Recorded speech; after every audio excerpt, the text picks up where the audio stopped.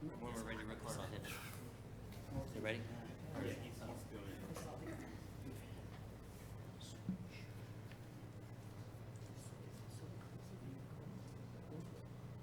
you get this? Recording in progress.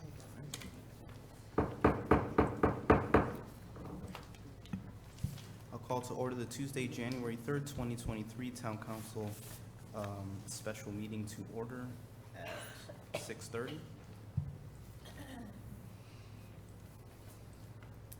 Clerk McCousher. Thank you, Mr. Mayor. We have most everyone except, actually, we have everyone except Madam Parker. She's probably on her way. She usually has a meeting at 6 in Norwich, and so she usually gets here a little bit late. And I see one other, He did reach out to me that he's got a conflicting meeting. He'll be here about Doug, yeah. 8:30 or 9. yeah, Councilman McBride. Yeah. He'll be here as soon as he can, too. Thank you. So that's 6, 7. Thank you. That is a 6 quorum. is a quorum. 5 is a quorum, 6 is a quorum. And will everyone please rise for a salute to the flag?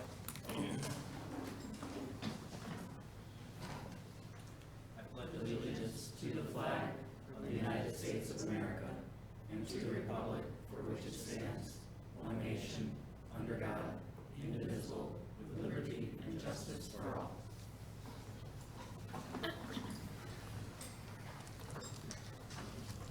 Thank you.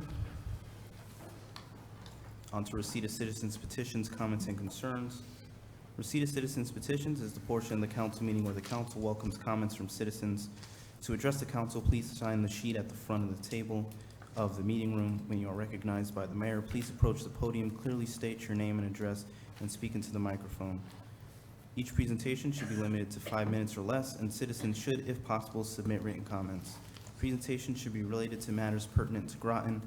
To speak during this portion of the meeting via Zoom, please email council@groton-ct.gov by 4 p.m. on the day of the meeting. Thank you. Okay, first on my list, I have Kelly Polson.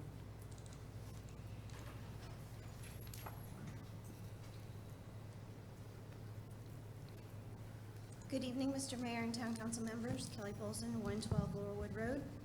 I have been respectfully requesting residential light trespass ordinances since February of 2022. Respectfully request residential light trespass ordinances requiring lights to be shielded and lights to be aimed down to their property, preventing light trespass on or through adjacent properties. There are strict ordinances currently in place governing light trespass and light pollution for Connecticut state, town, and city lights. Other towns in Connecticut currently have residential light trespass ordinances. I have provided examples of these. For example, Town of Eastford, Connecticut, all businesses, residential and community roadways, sidewalks, and town property luminaries should be placed and installed in the area of being a good neighbor by keeping unnecessary direct light from shining onto abutting properties or roadways, both public and private. Outdoor lights should be the minimum necessary in both number of luminaries and intensity of light to achieve the intended purpose of lighting, and shall meet the following standards as relevant. All exterior lights and sign luminaries shall be designed, located, installed, and directed in such a manner as to prevent glare, light trespass, or light pollution. Be shielded to the extent possible to confine the light within the target area. In all areas adjacent to the residential property, no externally mounted direct light source directed towards the property line shall be visible at the property line at ground level or above. Over 180 Groton registered voters signed a petition also asking for these residential light trespass ordinances. I've had light trespassing across my property and into my home every single night, all night long, for about 2 years from the neighbors' houses and over 5 years, including the people that lived there before them. Would you want them trespassing into your home every single night? Would you want this happening to your kids, your parents, your friends? They are purposely light trespassing across my property into my home, and they're escalating. The following are on all night, every night. The very large LED flag made up of multiple strands of LED lights The 2 lights over the doors, which are excessive lumens for the function of lighting the doorknobs to unlock them. The unshielded light pole that has been trespassing into my home for 5 years. A wall of lights spanning from the roof line to the ground over a third of the house. Icicles across the top of the house and bushes covered with lights. On top of all of these, 113 has a double-headed excessively bright LED light over their garage, which has both heads aimed directly up at my house, not down to their driveway. These are set to a very long motion sensor interval, and they set it off multiple times every night, very late at night and early in the morning. The next door neighbor has a floodlight that is excessively bright and is aimed directly at my yard. It lights up my entire backyard, and you see spots for hours after just glancing over at it. As said on ncsl.org, states that light pollution, exposure to bright light at night can interfere with the natural circadian rhythms, which research has linked to sleep disorders, depression, obesity, breast cancer, and more. Wildlife is also harmed by light pollution. Decline of lightning bugs or fireflies, the death of migrating birds, the fatal disorientation of newly hatched sea turtles are only a few examples. Respectfully request residential light trespass ordinances stating light poles need to be shielded to prevent light trespass, stating lights should be aimed down on their property to prevent light trespass on adjacent properties, stating floodlights are not allowed. Lights should be the minimum necessary in order in both number of luminaries and intensity of light to achieve the intended purpose of the lighting itself. Respectfully request that clarifying questions be asked the actual citizen presenting. Thank you for your time, and I hope you have a wonderful night. Happy, healthy, prosperous New Year to you and all of your family. Thank you very much, and I have pictures here if anybody needs to see. That's my house every single night, all night long. This is their recent house with the added addition of extra lights and a wall of light. The entire third of their house is just strands of lights now, on top of all the other lights that they have up there. And of course, the big, huge flag. Thank you. Have a good day. Thank you. Manager Burr, it appears Counselor Parker is in the attendees, and she's arrived at 6:38. Next on my list, I have Catherine Pratt. She's being promoted. Thank you.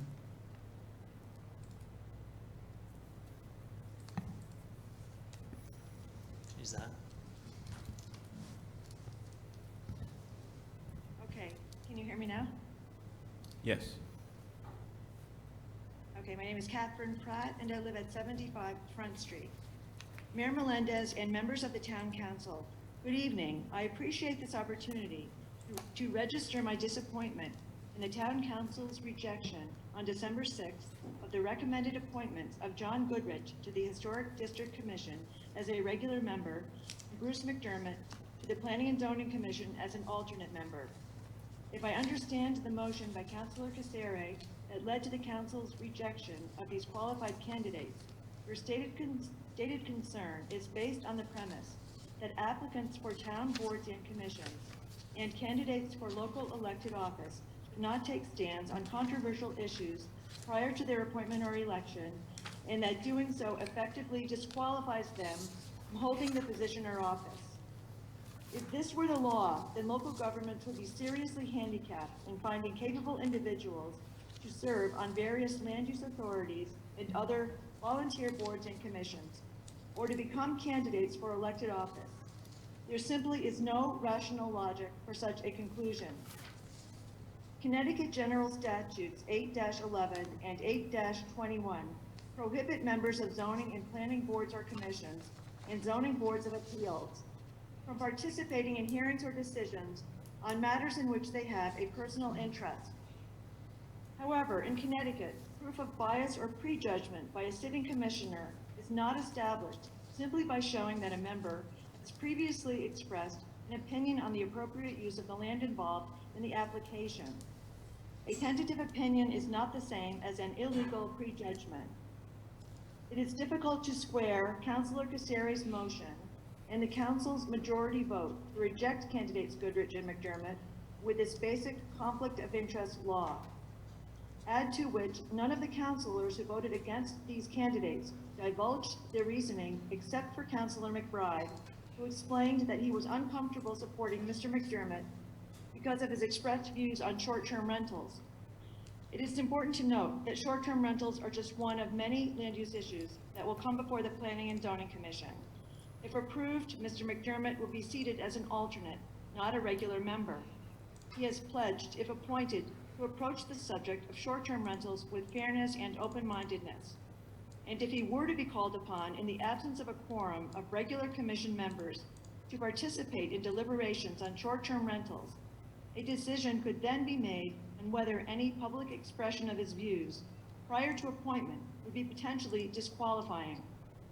On the merits, Bruce McDermott has a long and distinguished history of community service as former chair of the Groton Board of Education, as a volunteer mentor in the Groton Public Schools, and as a member of the RTM and Zoning Board of Appeals, as well as the Beautification Committee.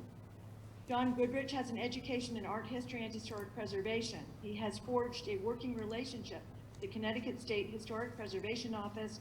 He has a natural interest in local history, and he is already an alternate on the Historic District Commission.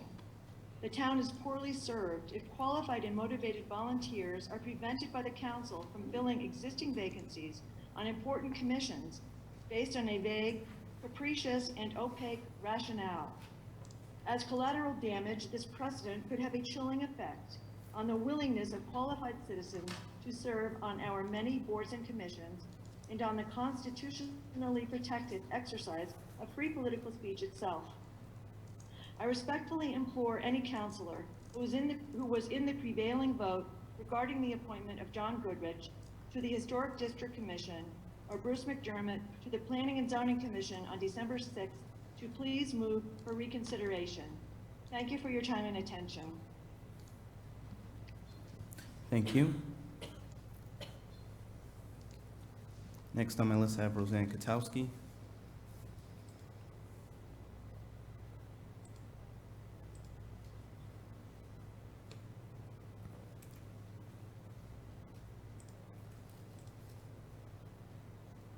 She is available. She's on. Hello, We can hear you. Happy New Year. Roseanne Katowski, 24 Ann Avenue. Happy New Year, everyone. Let's hope for 2023 that is better than 2022 was. Last month, a couple of things happened at the town council meeting that I would like to comment on. First, I would like to say that the town council should not politicize volunteer appointments. Perhaps you do not realize it, but that is how you are portraying yourselves to the public. Last month, this town council rejected Bruce McDermott, John Goodrich, and almost rejected Michael Kane. That was after the Personnel and Appointments Committee moved their names forward for volunteer positions. Town past practice prior to this town council group was to accept the candidates from the Personnel and Appointments Committee. Otherwise, why have a Personnel and Appointments Committee? Regarding Bruce McDermott, he has been volunteering in Groton longer than most of you on the town council have been alive. He has been on the Board of Education as well as chairman for many years. He has been on the RTM as well as floor leader and chairman of the Safety Committee for years. He has served on the Town Council, the Beautification Committee, and is currently an alternate on the Zoning Board of Appeals. There could not be a more perfect candidate for the Planning and Zoning Commission alternate position. The stated reasons the Town Council used to reject his appointment defies logic. Next, Michael Kane has served on the Planning and Zoning Commission for years. Since when does the Town Council block reappointment? Who would be more qualified? Fortunately, some of you realize the importance of his experience and qualifications and reappointed him to the Planning and Zoning Commission. Regarding John Goodrich, who is currently serving as an alternate on the Historic District Commission. Town of Groton past practice is that the most qualified alternate moves into the permanent seat that's been vacated. John is clearly qualified after serving on the Historic District Commission and having a degree in historical preservation. Who better to serve on the Historic District Commission?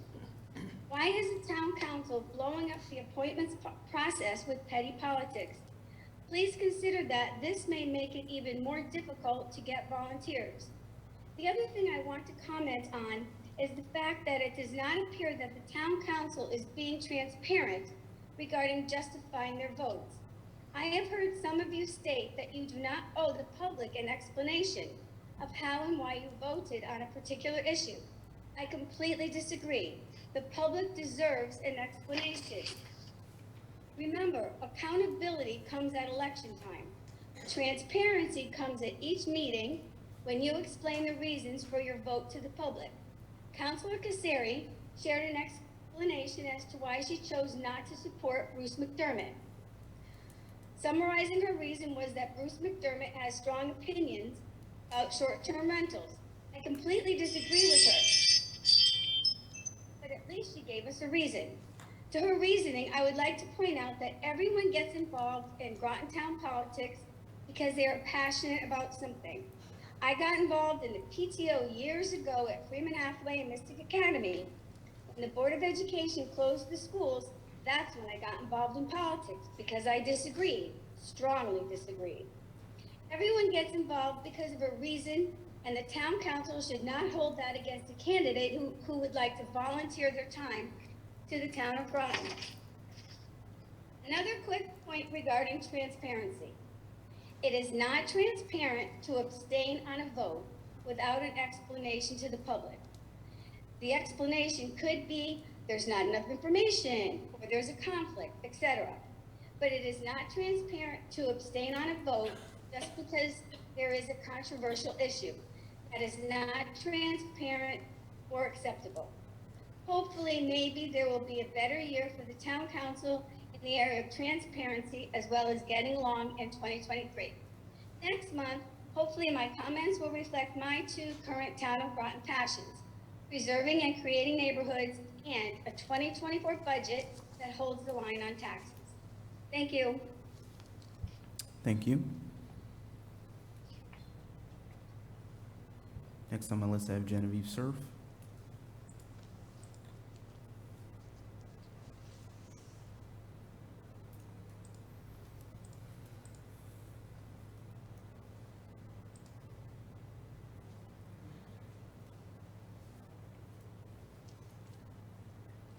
She is on. You're muted. You have the floor.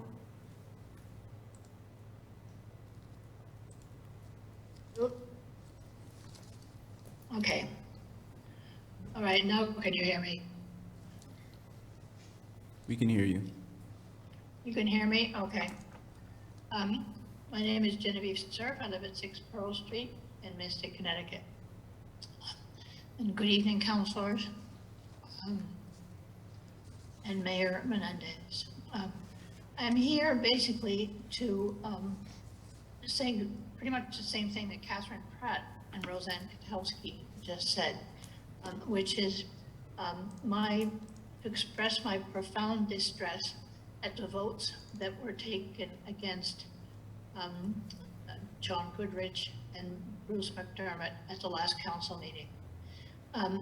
I went over Councilor Casari's statement in detail, and one of the things that she listed as necessary and required conditions were, and I'm quoting, morals, values, ethics, respectfulness, and proof of responsible decision-making. In the light of the fact that the only counselor who stated a specific reason for voting against, I think it was Bruce McDermott, and that was Councilor McBride, the fact that none of you counselors who voted against him gave any other reason, one has to assume that there was something wrong with the morals, the values, the ethics, the respectfulness, and the proof of responsible decision-making of these candidates. Furthermore, Councilor Casari pointed out that she had noticed a trend that because of art we citizens who feel strongly about things, which, as Roseanne points out, generally happens when we get involved with what's going on in the town and we don't like what we see. And it is not only our right, but our obligation in democracy to come forward and speak as passionately and forcefully as we can about what we think the town should do. This is all we're doing. And Councillor Kassieri saw this as an alarming trend, and furthermore, found it even more alarming that the applicants were being asked during their interviews to comment on these stands and to take strong stands, even though they might have been controversial, et cetera, et cetera. I'd like to remind Councillor Kassieri that when the Supreme Court justices recently, a number of them were appointed, and they were specifically asked how they felt about the Roe versus Wade decision. They were being asked by the entire Senate and the House, actually it's just the Senate, I think that queries them, to state their position on a very controversial subject. So if in fact some of our applicants to commissions, are known to have a position on this or that, and they're asked about it, that's what we expect people in the subcommittee to do. And I think Councillors Baumgartner and Westervelt and McBride did really a yeoman's work in doing this. And the fact that Kassieri sees it as a disturbing trend that citizens should put pressure on the people that they want to see elected and the people that they want to see on boards and commissions to have things rectified that they think are not right. I find that very alarming, because that means that Councillor Kassieri just wants yes people on there, people who are going to be neutral, people who won't take a strong stand in one direction or another. I do recall that she was against the data centers, which we took a very strong stand on. And if she took a strong stand on it, why can't the citizens take a strong stand on it? And why can't we convey that to people on our boards and commissions? This whole thing was just really upside down. I think it was very insulting. And I really wish that those of you who voted against Bruce and John, that one of you would make a motion to reconsider tonight, vote.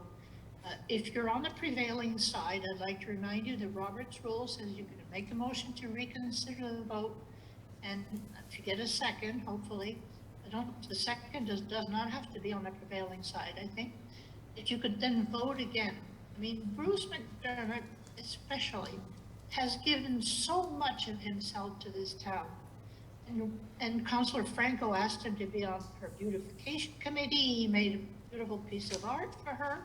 And then she turns around and she votes against him, just on the basis of the fact that he doesn't like short-term rentals, because in fact they're turning residential neighborhoods into hotel neighborhoods. And that's the only point that Bruce tried to make, and he gets voted down. So I beg you, please make a motion to reconsider, and please don't Thank you. Your time has hold it expired. against applicants that they take a Thank you. stand. If or you that have they- further comments, you could they submit them to the respond town to clerk. what citizens want. That is what we want our elected officials to do. Thank you. Next on my list, I have Chet Kaniecki.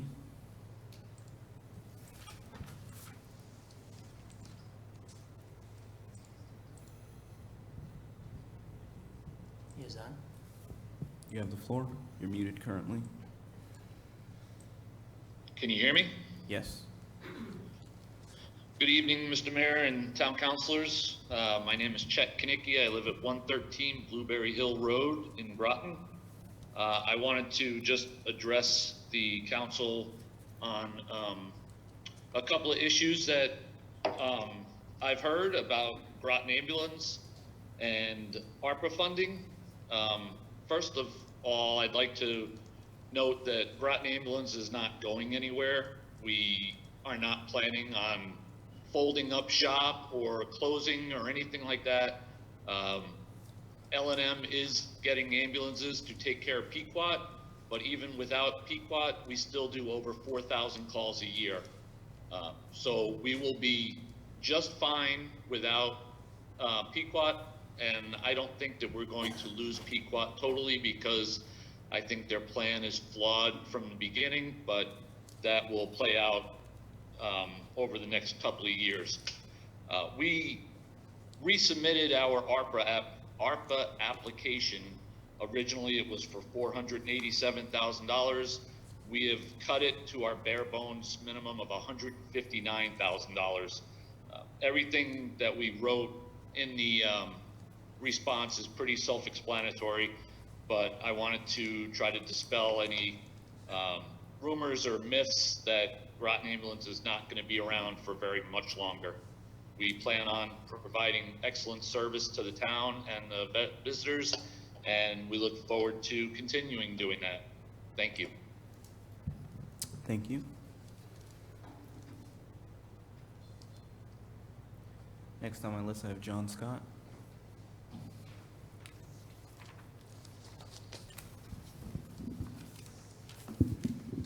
Hi there, I'm John Scott. I live at 674 Cow Hill Road in Mystic. From day one, this council has had its problems, but the problems never seem to stop. It took you 2 meetings to decide on a mayor. You have more point of orders than any organization I know of. I'm still thinking about throwing that fundraiser for the Republicans that'll support a local charity. I think it'll make a lot of money. If you've wanted to hire a mediator to help you all get along, police report had to be filed because a female counselor felt threatened by a male counselor. Parents and spouses of counselors are demanding resignations. There are shouting matches between counselors and citizens when the council goes on a recess break and the camera is turned off. There's now a police officer sitting in the back of the room at every meeting. There are allegations of several Freedom of Information violations that have gone so far as a hearing before the Hartford Freedom of Information Commission. And this council as a whole is regularly second-guessing the decisions that are made by its own Personnel and Appointments Committee. I wish we could call this a partisan problem, but 8 out of the 9 of you belong to one party.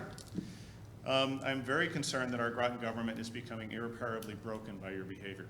I'm further concerned that town boards and commissions are being unfairly packed with Democrats over Republicans, which in my opinion goes against the spirit of fair and open government. People vetted by the Republican Town Committee, then voted on by its body, then vetted and voted on by the council's own Personnel and Appointments Committee are being regularly rejected. Lots of people have been involved in the process to find volunteers to serve the town, only for this council to think better of the rest of us and say no. This has to stop, as good, well-known people are being rather publicly turned away, thus thinning the pool of people even willing to try for fear of having their good name besmirched at the very end of the process. I have 3 requests. 1, stop rejecting volunteers willing to serve the town who have been vetted and voted on by either the Democrat or Republican town committees.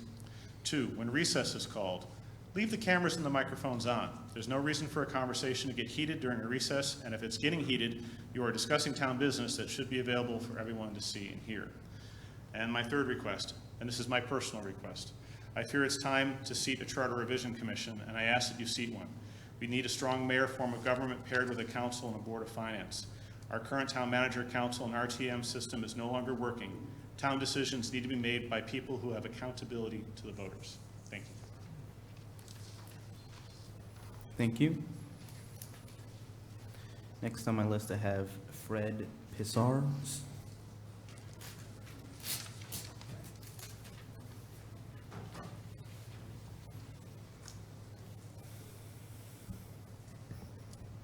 Good evening. My name is Fred Pissarros. I live on Triton Place in Groton. I'm here to speak on behalf of Groton Little League and the families we represent in regards to the ARPA funds. I feel we have a unique stance in asking for these funds, as they do not benefit us at all. We do not operate a company or any funds that is going to directly benefit anybody volunteering. I came in directly from work. I go to practice directly from work a lot of nights. I've been a coach for 4 years. I've been on the board for 2. We're asking for just under $12,000 to replace baseball netting.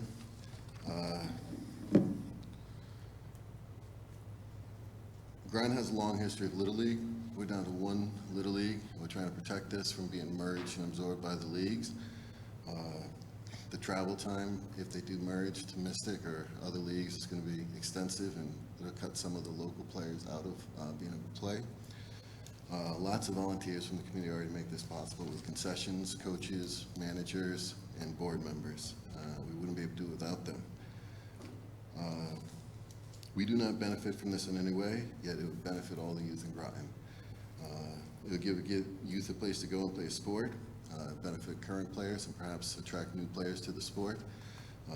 League is growing with a chance of hosting a tournament postseason. If we do get that, that benefits the town as a whole.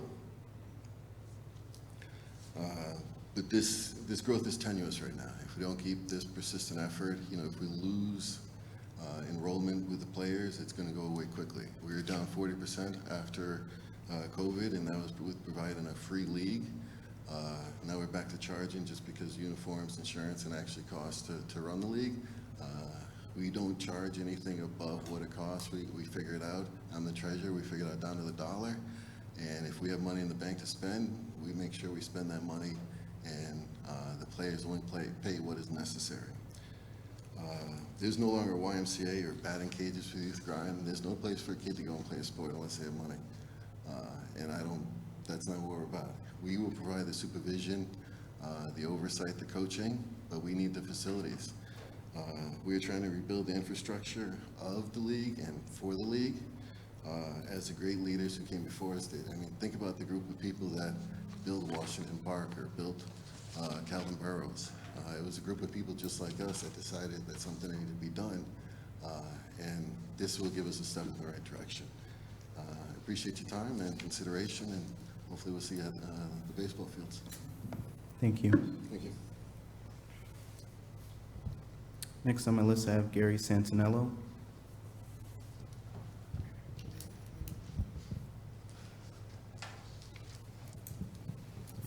Hi, good evening, Mr. Mayor, town councilors. I appeared here in November regarding a issue with the owners of Mystic Valley. My name, and I live at 2350 Gold Star Highway. I appeared regarding an issue with the owners of Mystic River Apartments converting to short-term rental units and displacing current tenants. Since I appeared, I found the document that I was sent, which I have since given to the town clerk. What the key issue was the letter was dated August 11th, and it stated to us, we already have contractors ready to begin work on the apartments. If you have a month-to-month rental, consider this your 30-day notice. And for those of us who had a lease, you must be out by October 1st, which was barely more than 6 weeks. Consequently, everyone on that wing is now gone. They've all been converted to short-term rentals, and it's hard to say how that's going to play out, but bringing this up obviously in the larger context of how the town's going to deal with short-term rentals for zoning ordinances, regulations. But this also kind of carries over into how a property owner, landlord can operate in the town of Groton. For those of us that still live there on the other wing, a black mold issue has forced 6 of the 15 tenants to move immediately. I don't know, I just found that out today from a fellow tenant who is having a black mold issue himself. Part of the problem could be that we all received a letter back in the fall saying as of October 1st, in effect, because we are paying for heat, you are not to open your windows or doors to let out heat. Yes, it was a warmer fall, but the bathroom units do not have vents or fans, so immediately some tenants have surmised that could be where the mold was coming from. My apartment got as warm as mid-70s to high 70s during that time. I had one of the owners in my apartment, on another issue, she saw the window open and just immediately went over and shut it. Needless to say, I kept windows open when I needed to. There are a lot of issues with this ownership group. I've tried to address them in different ways, Better Business Bureau, different town agencies. And now there's this mold issue that I'm hoping to get ahead of in a way in case it does happen with me or any of my fellow tenants. If there's any direct, what I'm sort of hoping for, not in addition to just bringing this to your attention, is what remedies on behalf of the other tenants I might have to bring these issues to any, town agencies and to see whether they're in violation of any other issues, whether in addition to the ones I brought up. I'm not sure if you can respond to me in this forum. If you can, I certainly understand, but this obviously is an issue that I'm going to keep pursuing and hope to contribute to the group that is trying to come up with new zoning regulations and ordinances, not just for our good, but for the greater good of other residents that might be dealing with this. Thanks for your service. Happy New Year, everybody. Thank you. I appreciate that. Thank you.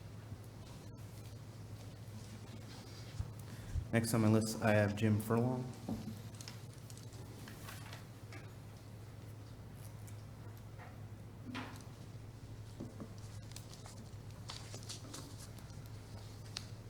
Good evening.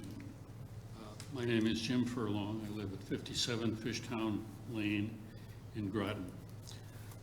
I've submitted a British news article dated December 20th, 2002 on data centers. The article from the Register website reports that Meta, which is the changed name of Facebook's parent company, has paused construction of a $1.5 billion data center in Huntsville, Alabama, in order to make design changes. That report, according to the news report said, came less than a week after Meta axed, is the word, 2 of 3 data centers planned for the Odense region in Denmark. Axed in this case meant permanently abandoned, partly as a result of a strategic investment in artificial intelligence. For some time, Groton has been wooed by companies with names like GotSpace and New England Edge, and it's important to remember as this happens, the damage that a single billion-dollar executive decision can inflict on a small community dealing with a fast-changing land-grabbing industry. Is that the kind of risk that's right for Groton? My answer is a clear no. Thank you. Thank you.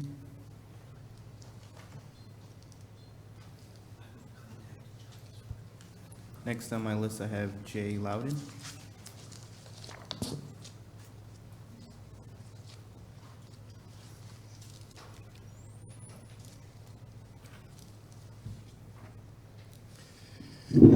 Yes, my name is Jay Loudon. I live at 17 Sachem Road. And thank you all for hearing us all. I am appreciative of the 5 or 6 or 7 people who precede me on the matter of the last December 6th meeting. And so I don't have to re-speak and reassert many of the legitimate concerns that I read of in the news reporting of it. Partly because I'm a brand new member this year of the Groton Shellfish Commission. I've only lived in town about 4 years, and I was approached through a variety of reasons and connections, and said yes to the offer to be on the commission, but of course my name was submitted to the committee, the subcommittee, I should say, and I wonder what would have happened in terms of my mind had someone say, you know, you have a very, very strong reputation in the shellfish industry, and there may be a few people who really don't want to see you on our commission. Of course, that's an exaggeration of any experience I have, but I certainly would have wanted to know why somebody would have, on this council, said no to my nomination. And that is one of two things that has brought me to the podium tonight. I do not expect that every view will always be on one side, yea or nay. But I do believe that it's important to me, as a prospective member nominee for a commission, as a member of a community, if I'm not a nominee, to know precisely why my opportunity to serve on an appointed commission is unacceptable to some member of the council. And so I would encourage everyone to understand that even though a negative discussion of my name or someone else's name is exclaimed with an exclamation point with a clear no to the prospect, I would like to know, and I would imagine the other people would like to know, why they were unacceptable to the councilors, or some of them. So the idea that a councilor elected by a strong number of constituents in this community feels comfortable exercising that success as an elected official by simply saying no to a nominee, and when asked why, effectively is saying, none of your business. I don't find that acceptable. I think every counselor should be prepared and almost internally obligated to defend their position, whether it's yay or nay. Which brings me to the other point, which is pretty parliamentary, but I did look at I looked at your management rules, and point of order was used on a couple of occasions to stop the debate in its tracks on whether or not there should be a discussion of the qualifications. Your rules say that a point of order is limited and should be used to keep the debate and decorum of the debate in place. And so I do disagree with the use of the point of order as a mechanism for stopping the discussion of the qualifications, the acceptability or unacceptability of a nominee. And if I were in the shoes of the person who made a comment that I was able to read that said, I know a point of order is going to be called, but I'd like to know why you don't want this nominee approved, I would not have been stopped by the mayor saying, please confine your comments to the merits of the candidate, because the merits of the candidate is only one side of that coin. The other side is the demerits of that candidate.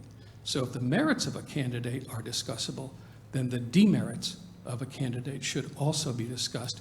And I would urge the mayor to confine the use of the point of order to the keeping of decorum and not the stopping of the debate.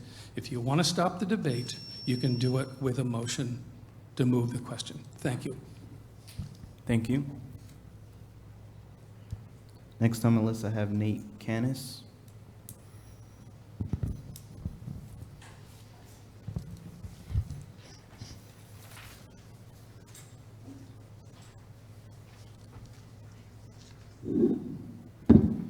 Good evening, Mr. Mayor, Mr. Town Manager, and the Town Council. My name is Nate Canas. I reside at 10 Orton Street in Norwich, Connecticut. I'm here speaking as a president of the Groton Telecommunicators. IFF Local 5378. We are known as your 911 dispatchers for the town. We're here to speak on behalf of ARPA and the funding for essential workers during the pandemic. And just wanted to say, we submitted an application through the process that Mr. Fitzgerald was formulating and submitting to you. And we did submit a supplemental. And what we did was request some essential worker stipends for the workers that worked. There was 9 of us of the 13 positions that we have that worked during the pandemic. And we had some frustrations through the process. Some of the frustrations were that, all the essential workers, it was us, the police union, the steel workers, we all got ranked pretty low in that process. And we just wanted to remind you also back like when ARPA was being, formulated and the legislation was being drafted, and I think before ultimately it went to a vote, one of the highest priorities during the pandemic was taking care of those essential workers that kept your local and state government working. Not showing up to work, it was not an option for our members. We had to show up. We had to leave family members behind. The town at the time did have a MOU and agreement with most bargaining units that allowed administrative time if somebody had symptoms or certain types of exposures, but that did not include all exposures. It also did not include the burden on our members of making sure we could take care of our family at home. We were still coming to work. And when the town wasn't able to pick up that part of the burden, that burden then fell on our workers. Now, I'm not trying to discredit the rest of the public. There was other employees that had to show up to work during this, but we're speaking specifically towards the municipal employees and the bargaining units here and what they sacrificed and made sure they did, and for their families on behalf of the town. So, our theory is we show up, we're proud to do what we do. We answer the calls for service, and not answering that phone is not an option. Somebody has to answer it, and we're proud to do that. And that second step that happens is then we get those services going, whether it's your police, your fire, your ambulance, or the proper municipal department that needs to be contacted. So it's just a chain of events that members and employees of this town, like our members, the police union, the steel workers that are your public works, they all maintain. We went out there and did it. And we feel that our proposal, which was $1,500 stipends one time for our 9 members that worked during that pandemic, is very reasonable. It was comparable to what other municipalities did for some of the police and firefighters.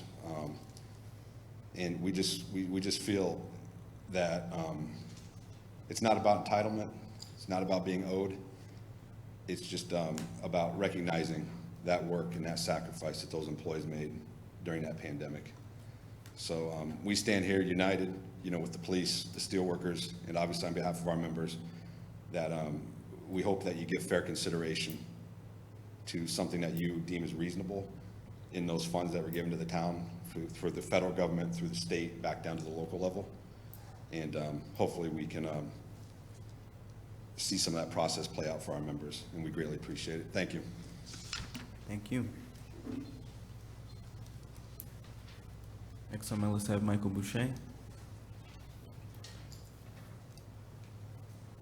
Howdy, Happy New Year. Mike Boucher, 16 Hillside Avenue. I'd like to talk about Park Place. Hopefully not forgotten in a year full of missteps by town staff on a number of various development proposals, pushed by politicians to no avail and soundly rejected by an aware and active collection of citizens who banded together, vetted, gathered, and protested these attempts by various members of this council to push neighborhoods into submission. These projects are thankfully gone for now and hopefully will never return. Unfortunately, new attempts to work around the public and instead now pre-approved projects by stacking commissions is in the work. Hopefully this process will become to an end quickly. But back to Park Place, something that I think we've forgotten because we've had so many problems last year. Park Place is a public access to the Mystic River. It remains beaten, encroached upon, and consumed by neighboring properties. The taking of public access to the Mystic River must be stopped and the property returned to the town of Groton as guardian. And Alice, if you're out there, this one's for you, and looking forward to our meeting later this week. Affordable housing. I would like to learn more about the qualifying process and hope to be able to help move some of the Branford Manor tenants to the new proposed affordable housing in Groton. I would also like to know where I can look at the financial records of the Groton Housing Authority. I'm especially concerned and interested in the payment of over $380,000 for simply signing a form enabling related tens of millions of dollars for simply owning Branford Manor. The Groton Housing Authority collected this huge payment just for signing a paper with no responsibility to the outcome of the actions by related and their effect on the tenants of Branford Manor. The lighting issue, Kelly Paulson, I've been here a number of times. She's been speaking for months and months. I would hate to be that person that's constantly harassed every night by lights. There's got to be something you guys can do. Nobody should have to endure that. That's just outrageous. I would not have her patience. And I thank you for working with the council on this and doing your research. You're doing a great job. You deserve better than what you've gotten. And that about covers that. So thank you very much. And hopefully we'll see you again soon. Andre, congratulations. Thank you. Okay, so I've reached the end of my list. If there's anyone present who would like to speak. Okay. I think we have another paper here, so if you could sign and then come up in that order.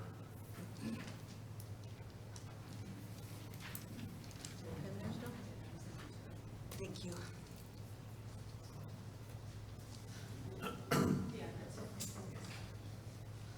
Did you miss them?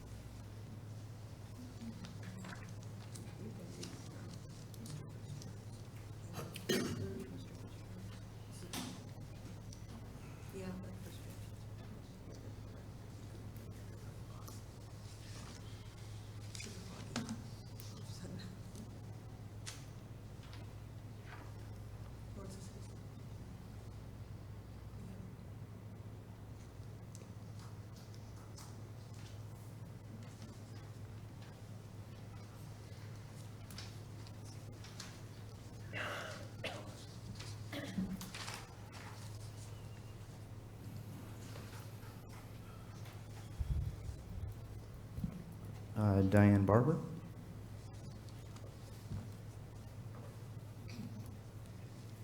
Hi, Diane Barber, 144 Sandy Hollow Road. Hi, John. I'm just going to make this quick. I want to echo Catherine Pratt, Roseanne Katowski, Genevieve Surf, and the other people concerning Bruce McDermott and John Goodrich. They're both two well-qualified volunteers that have put in their time, especially Bruce McDermott. He's a celebrity in this community. He has done so much for us that I would like an explanation also on why both of them did not get on the committees that they have been on. I believe they deserve an explanation, and it is a healthy thing if they don't have the same ideas as everybody in the room, because you get to learn each other's thought process and maybe just change somebody's mind. So I truly believe these two residents deserve to be volunteers, which I don't see anybody breaking down the doors to volunteer their own time. Thank you very much. Thank you. Natalie Billen.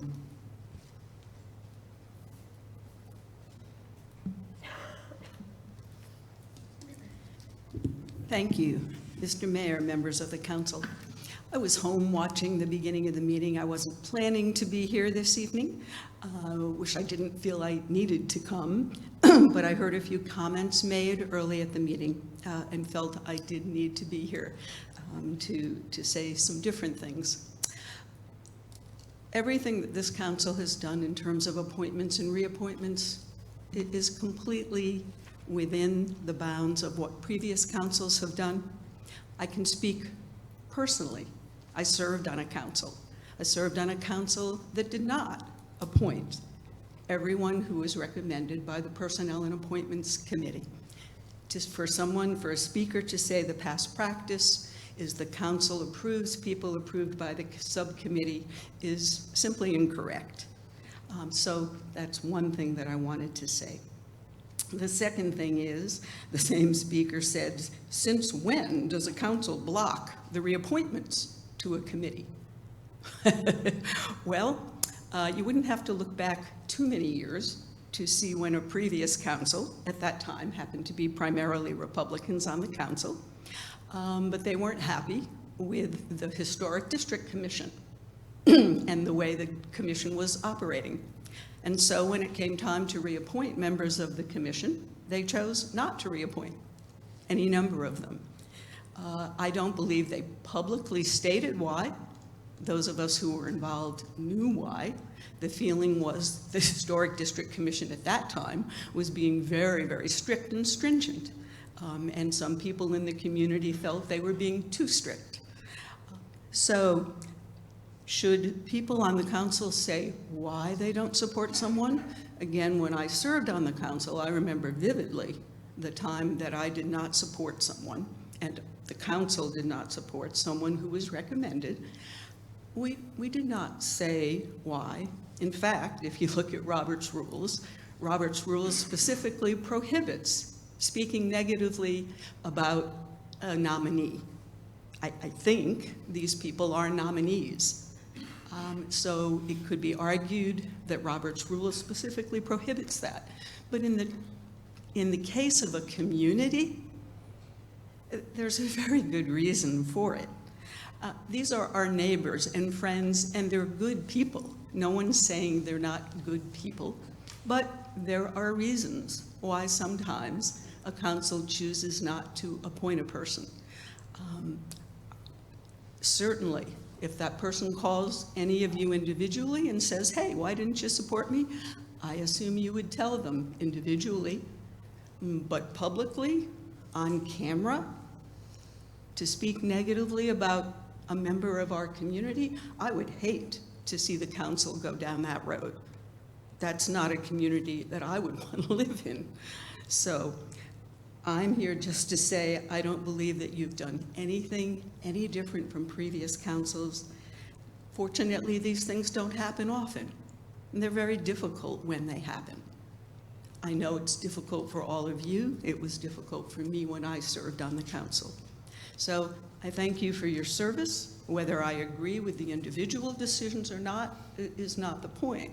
And it's fine for citizens to speak, but sometimes citizens get a little carried away and state things as if they're fact, like this is the past practice, when no, I'm sorry. It was also stated the past practice is that the most qualified alternate on a board or commission is moved into a vacancy. Again, if you looked at, in fact, what's been done over the years, I've been doing this for 30 years now, you would see it happens many different ways. I personally believe the correct way is the alternate has the longevity, not necessarily the most qualified. That can sometimes be difficult to determine. The person with longevity often is moved into the position, but that is not a past practice as in it applies across the board. It's not what's always been done. So thank you. Thank you for your time. Thank you for doing what I know can be a very, very difficult job. Thank you. Next on my list, I have Lauren Fippinger.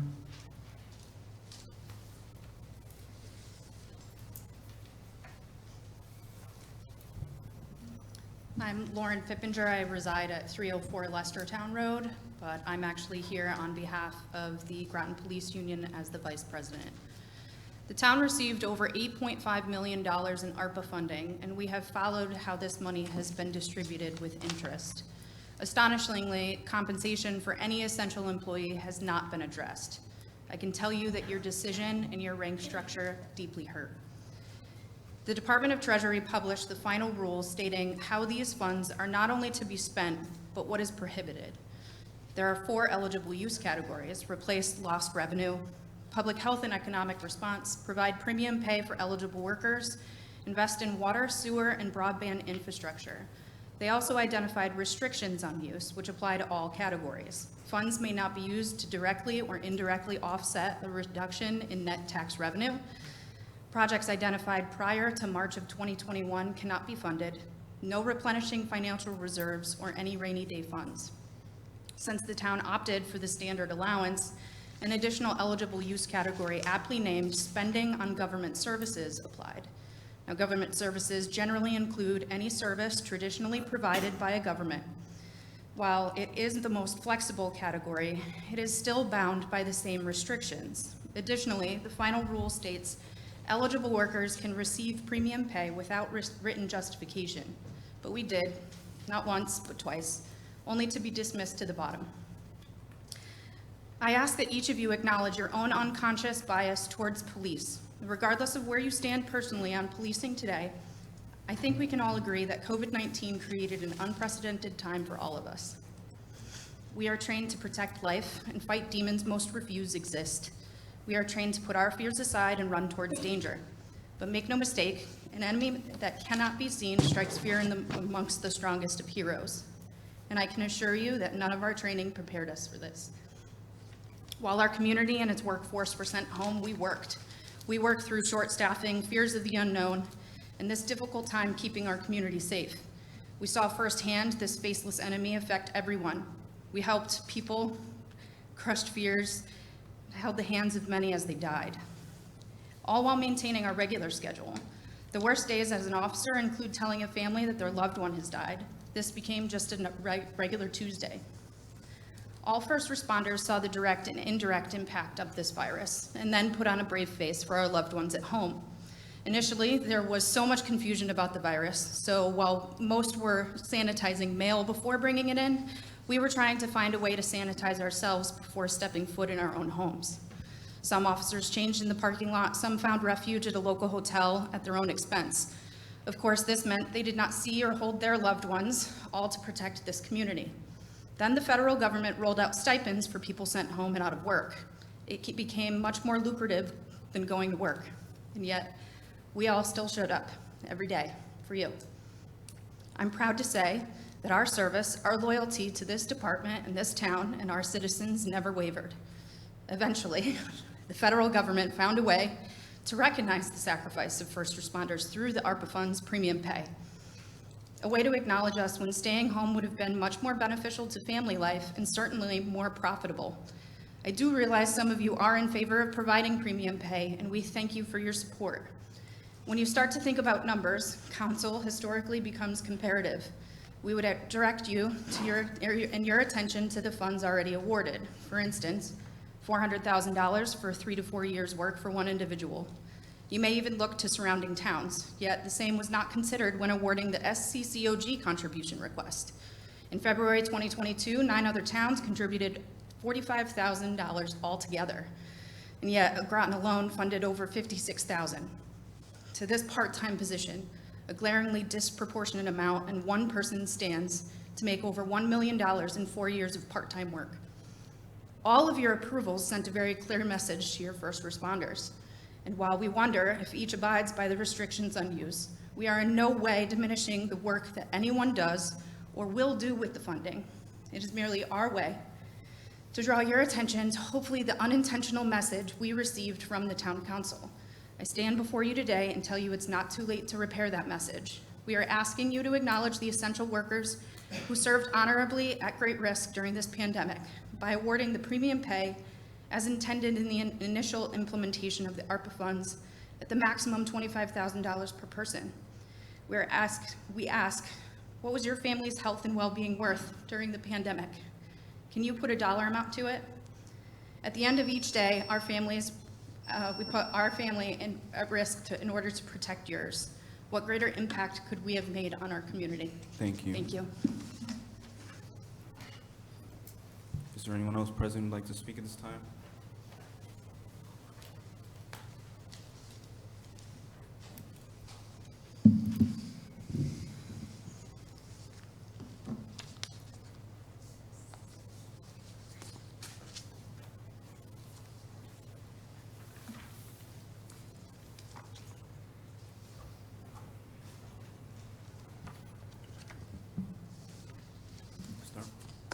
So do you have 5 seconds on it? What does that make? It's minutes. Hmm? It's 5 minutes. Oh, 5 minutes. All right, thank you. All right, so my name is Ian Thomas, 24 Jefferson Drive, and RTM member of District 3. Just want to say I received and read the manager's reports regarding the town and the city, or regarding Brantford Manor and related affordable and the default action. I feel that the town and the city could do better to provide critical oversight. In regards to that, the spreadsheets and all the information are coming from Related and Ledgelight, and there seems to be no counterbalancing information coming from the tenants or the attorneys representing the tenants. So I think we should look into doing a better job there. In regards to the votes from last month, where 2 out of 3 applicants from the field of 12, or about 12, were pulled from the slate. There's a number of issues there I think should be considered.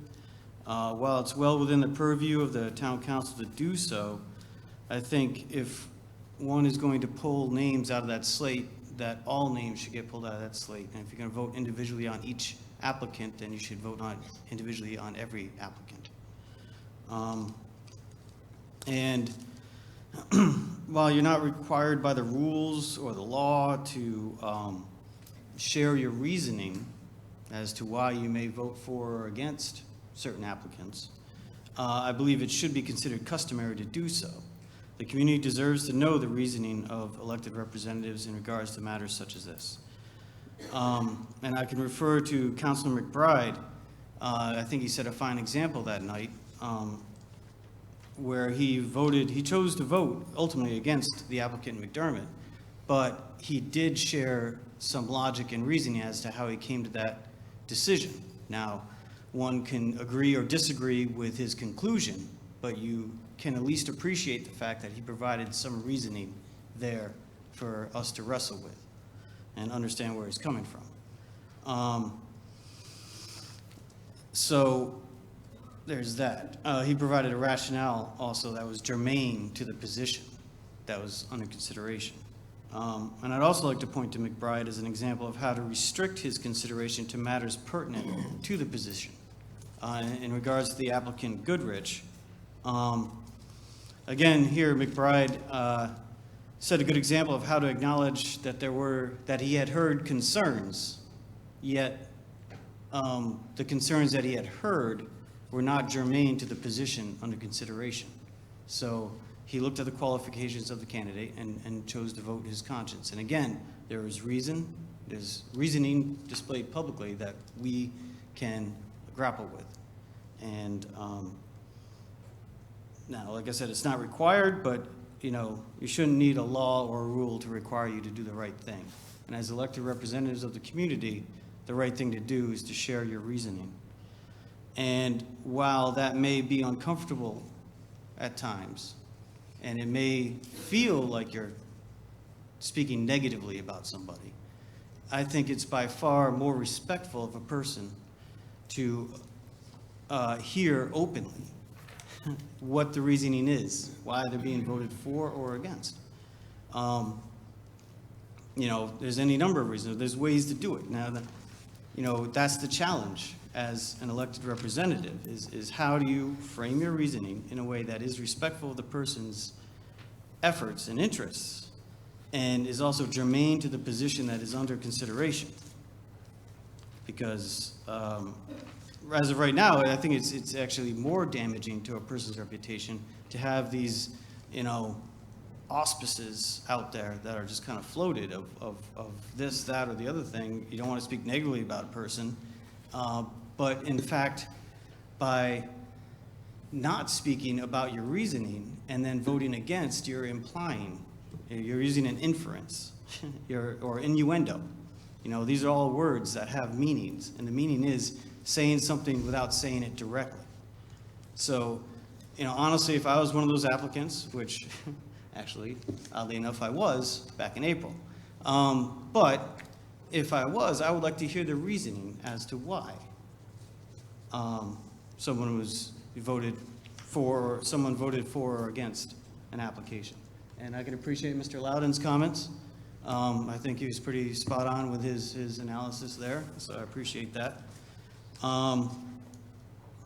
So yeah, like, you know, transparency, accountability, these words have meaning too. So share your reasoning, find a way to do it respectfully. Thank you. Thank you. Is there anyone else who would like to speak at this time? Manager Burt, is there anyone else online? Not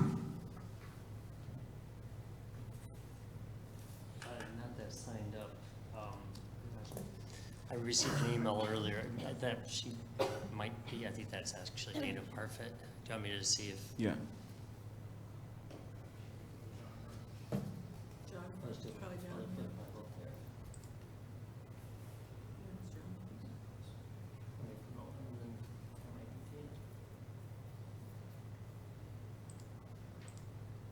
I think he's promoted. John Parfit, if you wish to speak, you have the floor. You're currently muted.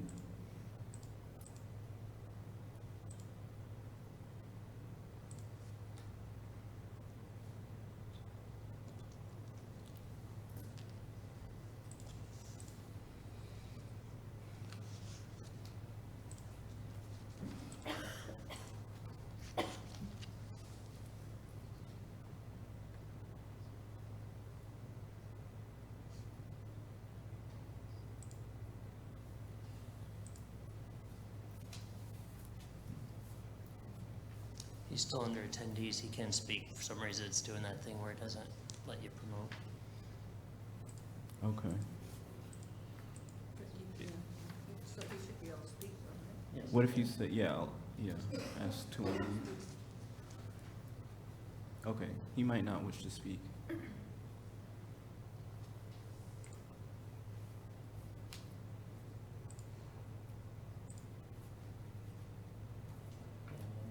This is.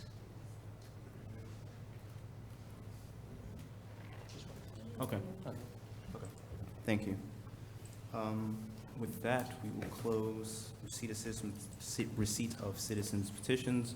Just want to thank everyone for coming out, as always, to give us your thoughts.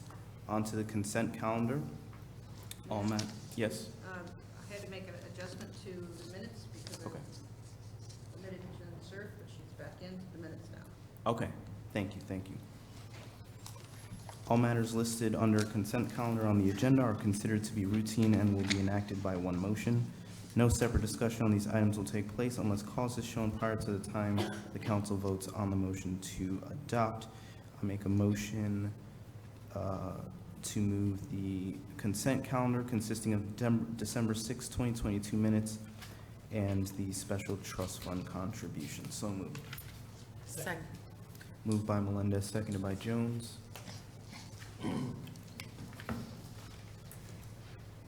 Discussion? Okay, seeing none, I'll call for a vote. All in favor say aye. Aye. Opposed? Abstentions? Manager Burt, is Counselor Parker still with us? She is not. Okay. I haven't received any kind of text message. Okay. So Counselor Parker is away at 7:43.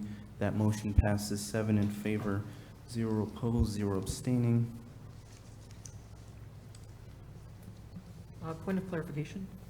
What's your clarification? Usually you ask if we have the clarifying questions on the response to citizens petitions. What do you mean? So usually, I know you guys changed the rules and said we cannot respond to citizens petitions anymore because it violates FOI, but we were allowed to ask clarifying questions of the speaker if we had any. No, not of the speakers. We're not? That's what we've said in the past. No, of the town manager. Oh, now it's down the town manager? Does anyone else remember that we were allowed to ask clarifying questions if Okay, we? so we're gonna move on to communication and Okay. reports, other than committee reports. Town councilors, Counselor Baumgarten. Good evening, everyone. Hope everyone had a nice holiday. It's been a very eventful last couple of weeks. Been preparing for the new role. Going to be sworn in tomorrow as state representative for the 41st, and very excited for that chapter. And I think that is all. Thank you. Thank you. Council Franco? Well, thank you, and happy holidays to everybody.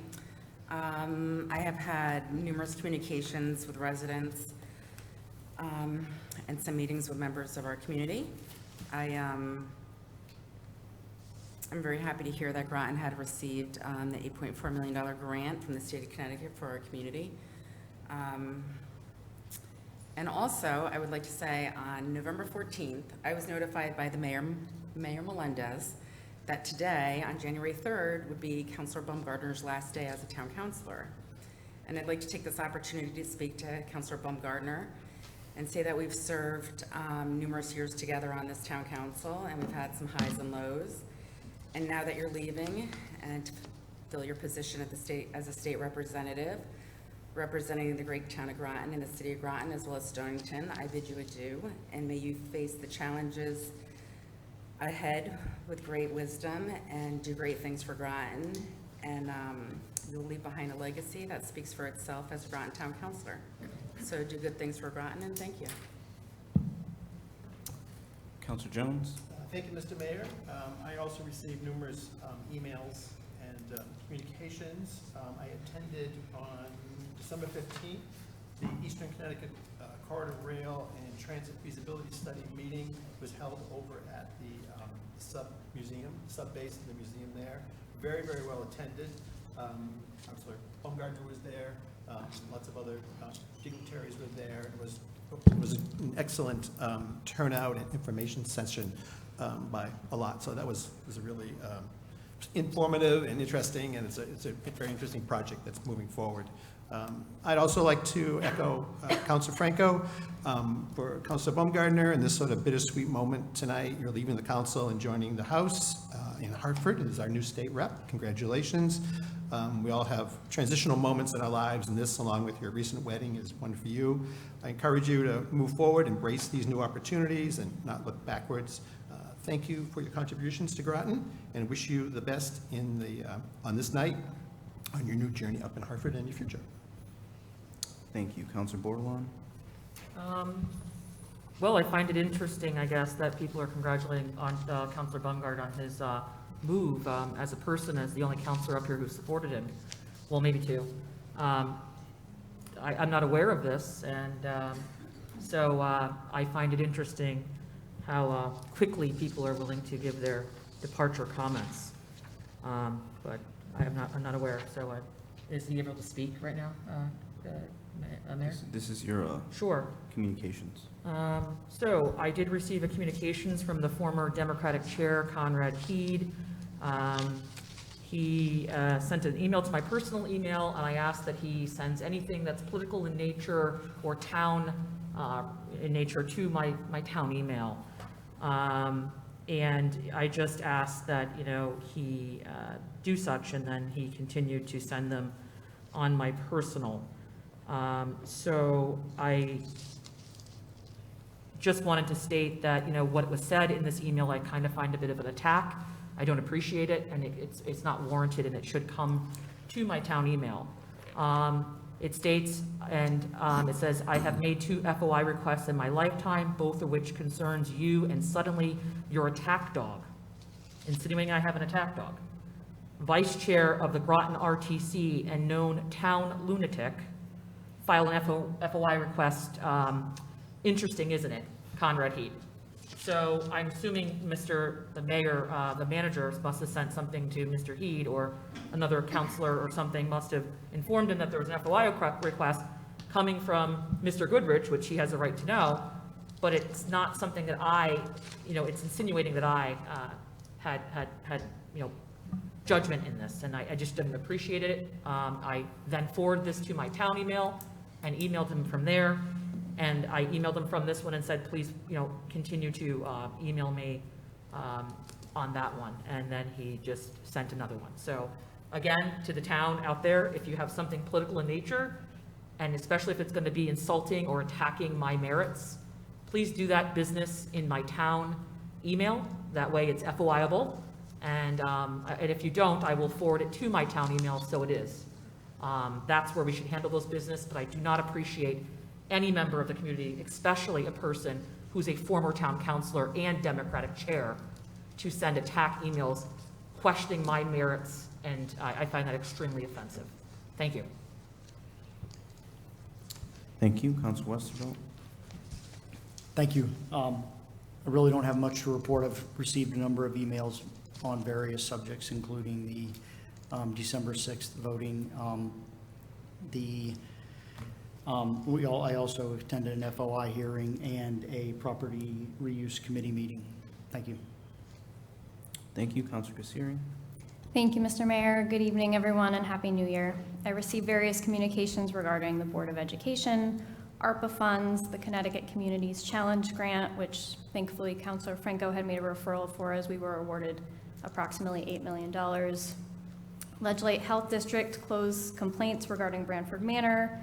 A kudos for some of our Groton town officers for doing a job well done. Branford update.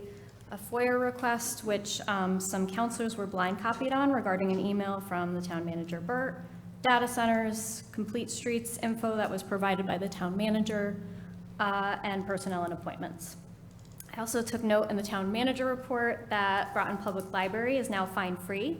So I was happy to see that, as to not unnecessarily burden any of our Groton families. And I also want to wish the state representative-elect well. Just want to say good luck on your last night, and please do great things for Groton. Thank you. Thank you. I'll take my turn now. Just want to say Happy New Year to everyone out in the community. Look forward to a happy and productive year on this council. Over the holidays, I had the pleasure of meeting with Chief Driscoll at the Paquonic Ridge Fire Department. He gave me a lot of information that was very useful and that I'll be able to use in our budget deliberations. But that is all I have. And on to Clerk of the Representative Town Meeting. Thank you, Mayor Melendez. The representative town meeting, as you know, meets once a month, but if they have business, their subcommittees will meet prior to their regular meeting. There were 2 referrals made at the December meeting that were referred to the Rules and Procedures Committee, which they will be meeting tomorrow to discuss. And then the regular meeting will be January 11th at 7 o'clock at the Groton, well, formerly Groton Senior Center, now it's Thrive 55 Plus Living Center. And there are 2 vacancies on the RTM, both Democratic seats, District 1 and District 3. I had a gentleman come in last Friday, the 30th, and he's quite interested in serving in the 1st District. So the caucus of the 1st District, that's all the representatives that are currently seated, will caucus and meet this gentleman and make a decision. So that's what's going on with the RTM. Point of information on that? Sure. Could you just tell me what the 2 referrals are that are moving forward? Sure. The one is Sergeant of Arms, to see if there's a possibility to employ or appoint a Sergeant of Arms. Yeah, your guess is as good as mine. And the other one is to consider adding a censure option to their rules. So both of those came from committee RTM members, and I haven't gotten any other information except the committee chair set the meeting for the 4th of January. Thank you. Clerk of the Council. Clerk of the Council, we have quite a few resignations. We received today a notice from the chairman of the, let's see if I can get this right, Cable Television Advisory Council of Southeastern Connecticut. And Rita Schmidt, who is a long-serving member, as an appointment from the council, and she continued serving. She just recently resigned, and so there's quite a few. There's 3 town representatives vacancies that we have. Oh, excuse me, he says 4 vacancies. So I don't normally put that on our list of vacancies because it's a regional board. It's not just Groton. So I'll forward this information on to the town committees And I will put something special, because it's a regional board. I really don't want to get into precedent and start to put regional boards on. You know, this is really an appointment from the council. So I'll send it on to your committee and to the political committee so they can help look for candidates. Speaking of vacancies, I'll run through. This listing is on our town website and also posted publicly in Town Hall. So we have, I already mentioned the RTM. We have 3 alternate vacancies on the Board of Assessment Appeals, 1 Building Code Board of Appeal vacancy, 1 alternate for the Community Development Advisory Committee, 1 member to the Conservation Commission, 1 member to Economic Development Commission. I think that might be 2. Oh, no, we are only one now. Ethics Commission has 2 members and 3 alternate vacancies. Fair Rent Commission, 2 alternates. 1 has to be a tenant, 1 has to be a landlord. Historic District Commission has 1 member vacancy. Library Board, 1 member. The NRZ, which is the Neighborhood Revitalization Zone, which is specific just to a part of the town, 4 members. Parks and Rec is looking for 1 member. Planning and Zoning, 2 alternates. Resiliency and Sustainability Task Force is looking for 1 member. Water Pollution Control, 1 member. And Zoning Board of Appeals, 1 member.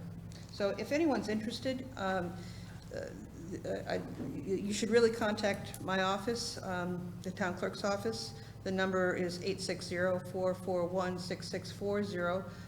Or you can download an application from the website and just mail it in or drop it off, and we'll get it going for you. So the process is fairly simple, but it takes time. Thank you. Town Manager? Good evening.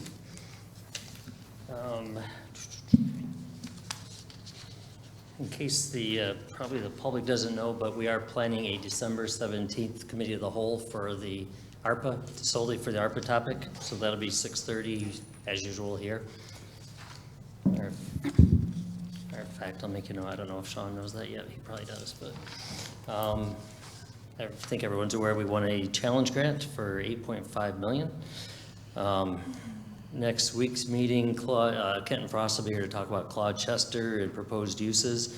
Also at that meeting, I did invite First Selectwoman Danielle Cheeseborough from Stonington to come and talk about the bridge, so that will be on the agenda next week. Had a report of a broken, we don't take care of the Mystic Ed Center, but we had a report of a large window being broken out. I reached out to the state and they're actually coming to, they said they already had scheduled coming to do board up 220 something windows at the Mystic Ed Center, so a lot of boarding up. Knowing Water Department reached out, just to let me know they're pursuing federal funding for their water system updates. They'll keep us updated. Let's see. We should be getting bids back on solar panels for the annex here in police by January 18th, so I'm hoping that goes somewhere. Let's see, Planning Director Reiner and myself did meet with Alice Foley last week to go over some of her concerns. I gave my card to Mr. Santinello, who spoke earlier, and he gave me his, so we'll definitely run that down on what's going on with those apartments. And just mentioning the FOIA, what Council Bordelon mentioned earlier with Mr. Heed's email. This is what I had said to him, because I did find one email a little inappropriate. I prefer future requests to not include any unnecessarily adversarial language concerning elected officials or others. It places me in the unenviable position of being the person to relay insults to others. I prefer to keep official correspondence more respectful. And thank you. And he did reply he would do that, so I sent that to him. And I think that's all I have. Thank you. Councilor Kassir. Thank you, Mr. Mayor. Mr. Burt, has there been any rulings from the Freedom of Information Commission on docket number FIC 2022-0314, John Goodrich, First Public Safety Committee, Town Council, and the Town of Groton? No, not at this point. It was last Thursday. It'll probably be a little while. Great, thank you. I will then use this time to make a referral to have the town attorneys come before the Town Council to present the rulings when they become available, to go over the merits of the complaint or lack thereof, and to speak about all of the nuances that have been occurring over the past couple of weeks, which have included a complainant taking an issue to the Freedom of Information Commission for a hearing, the complainant retaining legal counsel and then issuing subpoenas to the town manager and one town councilor, and also a town councilor that was not issued a subpoena appearing before that hearing and giving testimony for the complainant. This issue has taken time and billable hours on the part of the town attorneys, time and energy from town staff, and I believe in the interest of transparency, the taxpayers who foot these bills should hear the outcome of this hearing. Thank you. Council Bordelon? Thank you. I just put I have a question. When an FOI is sent in, do you send that to all the counselors and all the stuff that you send in the FOI request? It depends on if it affects all the counselors or not. Not typically. Typically, only the people it affects most of the time. Like I said, we sometimes get one that's obviously going to be of interest to the whole town council, so then we would. But no. Anytime we get a request for a FOIA concerning a counselor, let them know right away what's going on.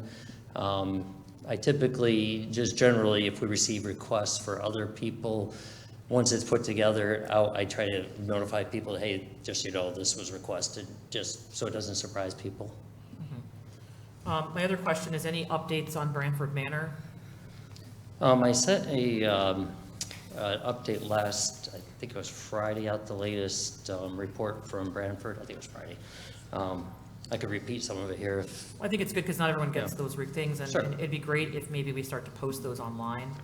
Most of them are. I haven't posted this one yet, but if you go, I try to post most things out Do there. you post the manager's report, town manager's report online?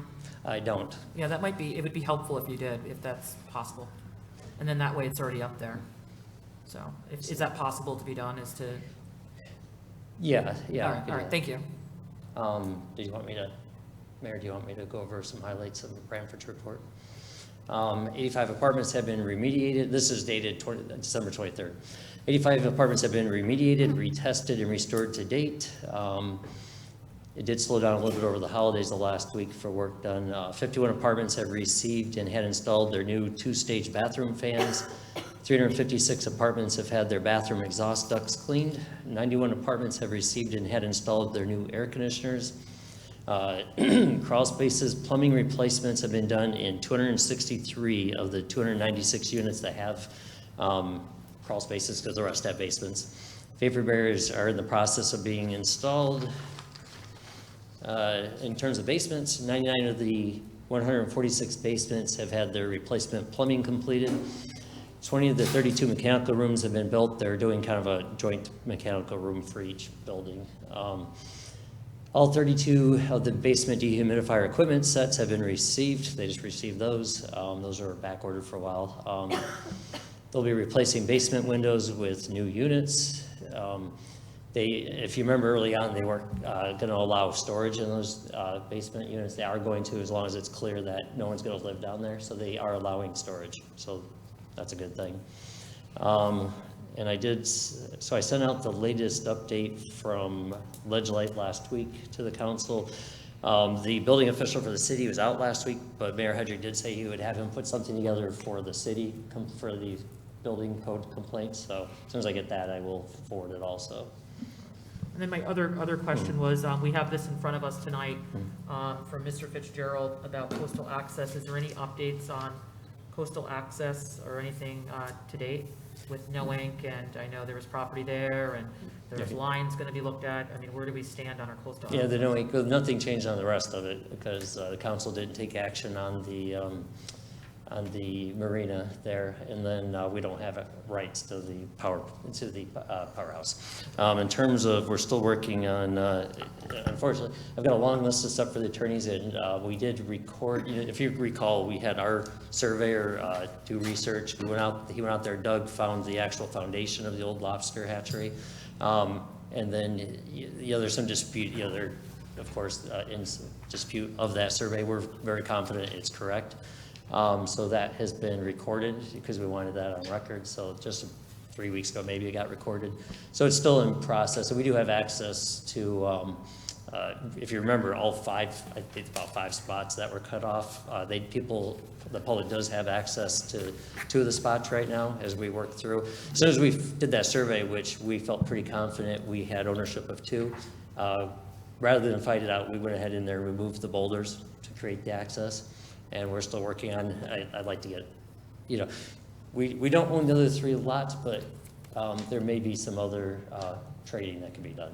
And then, the other 3 spots. My other thing on notes here is Pfizer. Where do we stand with that, with the money owed and litigation? It was settled, and those are posted online. And I think I put that in my last report, or maybe 2 last reports. But yeah, if you go to financial reports online, they're there. So the community can see it. Yeah, and that's also where you can find the Brantford stuff too, under that. Okay. And then my other thing was data centers, GotSpace. Where do we stand? We still have they still have a. Unless they go bankrupt, we have to let it time out. They have not, because the timeline only gets affected if you actually proceed with a project, which they didn't. Other than that, just the original date, I forget, is it 5? I believe it's 5 years. I can't swear to it. But so until we either have proof of, and they have different versions, they have different subsidiaries, they have, they create something for each project. So unless the one dedicated for this, that's the party to it, goes bankrupt, then we could immediately start the process. But otherwise, then it's letting it time out. Though I don't believe anything will ever happen at that spot. And the timeout's 5 years, you're saying? Yeah, well, from the time it was signed, yeah. I think it is. I can't swear to it. And then any updates on Mystic Oral School? Nothing new. We've never received, other than what I said about the windows, of course, have not received anything ever in reply from Mr. Respler on the cancellation, termination of the development agreement. So. And then the last thing that was from the manager's report regarding the attorney, could you speak to that? Like, what's our next steps with that? Eileen Duggan is, she just took a job, just started at the state, kind of higher up level HR attorney there. We have the others already approved for doing work. There's one person that does HR that some of the departments have worked with that I haven't. I want to get to know her a little bit more before recommending anyone. But I'll get back to the council on that. Okay. Thank you. I look forward to having the manager's reports online. I think that'd be easier to reference for the community. Thank you. Thank you. Committee reports. Oh, I had my hand up, I'm sorry. Oh, right. Councilor Franco. Thank you.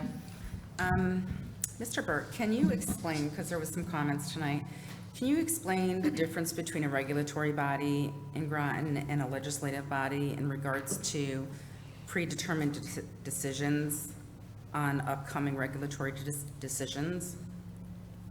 Could you repeat that, please? The difference between a regulatory body and a legislative body. Regulatory, you're actually giving official, you of course are legislative, you create legislation. You do not give permits or that type of thing, which would be regulatory, like the Planning Commission, the Historic District Commission. They're treated a little differently in law in terms of what they have to follow. And if they had predetermined severe biases, how would that work in a regulatory body? I want the attorneys to, I don't feel knowledgeable enough to answer that. Is there potential to have litigation if there's predetermination before an item comes before them? I'll just say if there's any decision could of course be litigated, so it all depends on the particulars.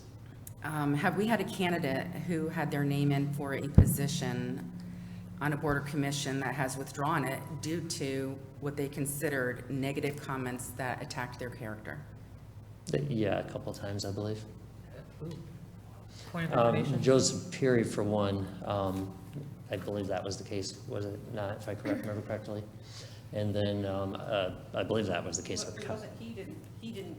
Yeah, I know Joseph Peary did. I feel like there was someone else, yeah. Mr. Atwater, who Oh, okay, and yeah, him too. Okay, that's what it was. It was a period that made the comments to Atwater, that's what it was, yeah. So there have been people that have withdrawn their names due to what they consider to be personal attacks against their character, is that correct? At least that time. Thank you. Can you, And the clerk would be in a much better position than me to know because she is staff to the personnel committee.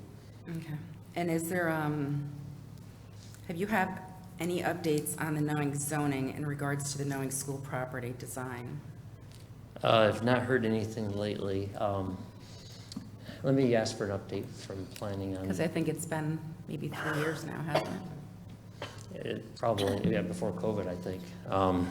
Let me just get an update on that and I don't want to talk off the top of my head on that. Thank you. Can you also tell me about the additional staffing, not actual staffing, the actual time that you're dedicating right now to FOI requests from our community?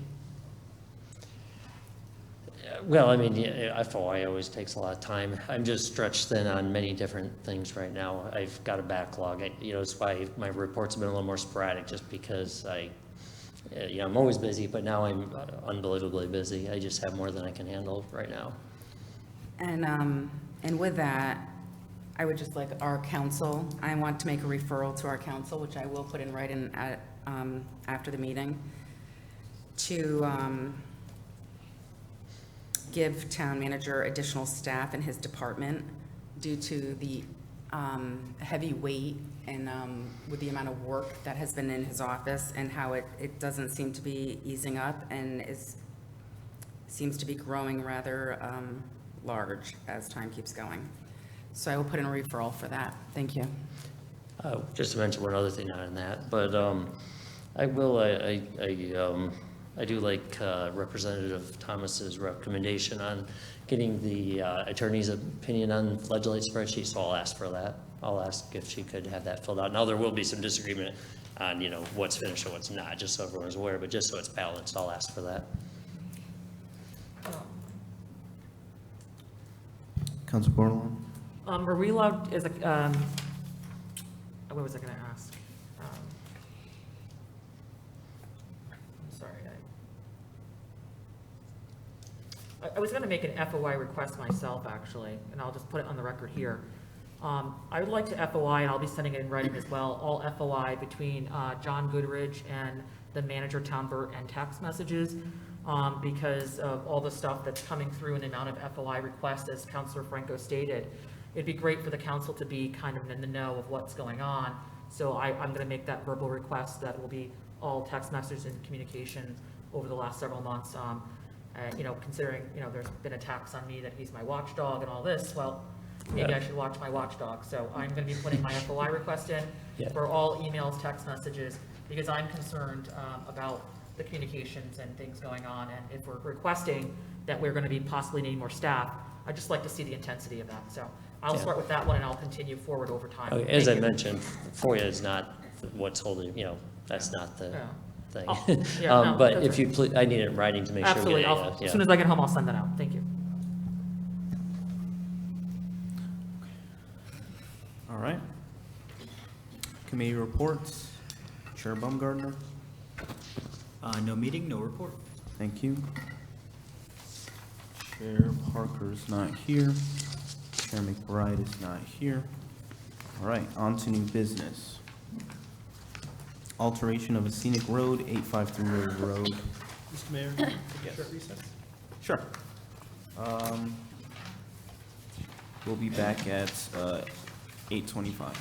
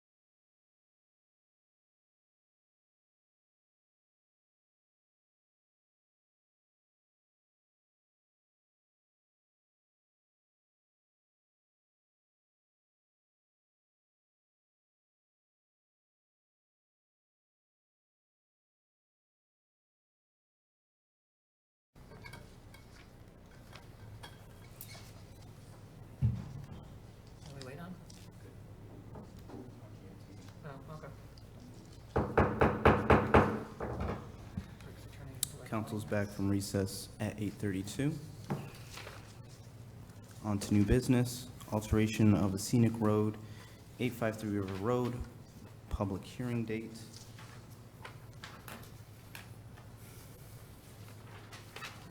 Can be found on page 21.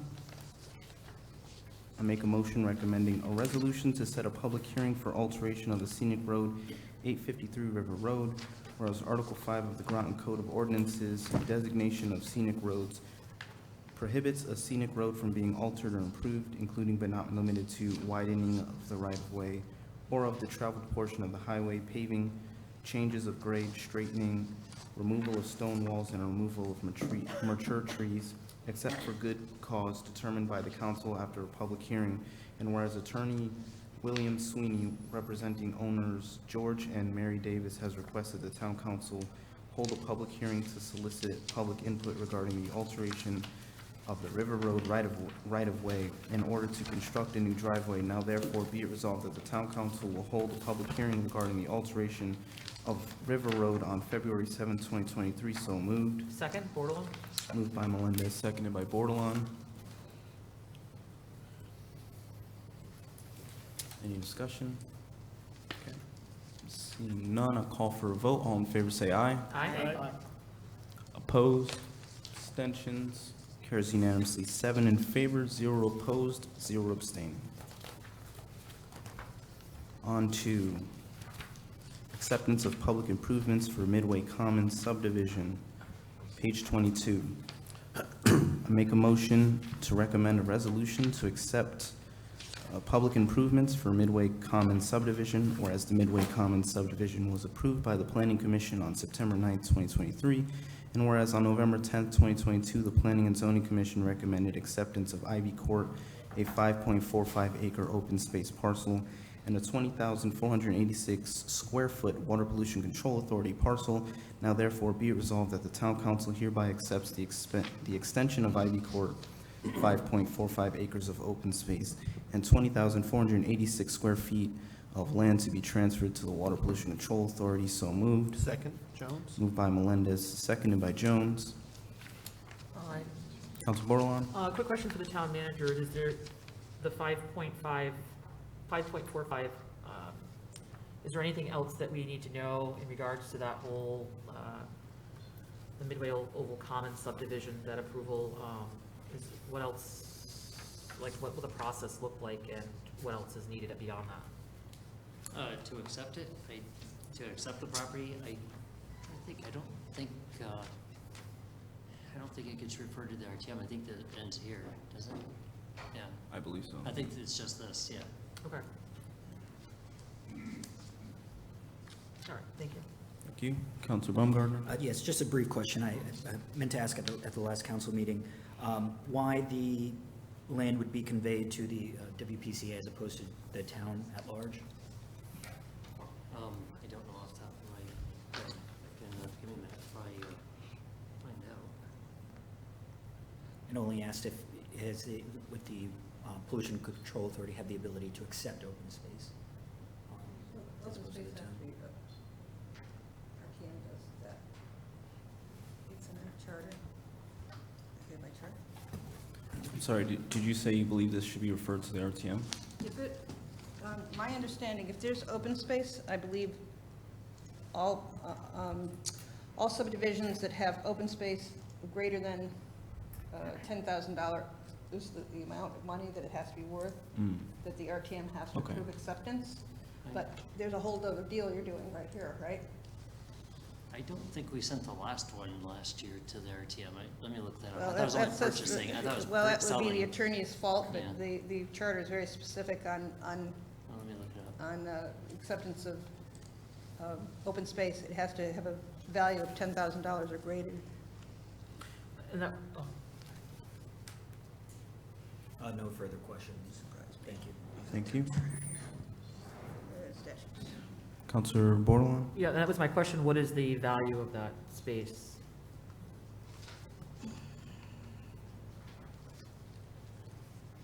And it says accept or reject all open space and roads not part of a approved subdivision. But would it fall under the gift part?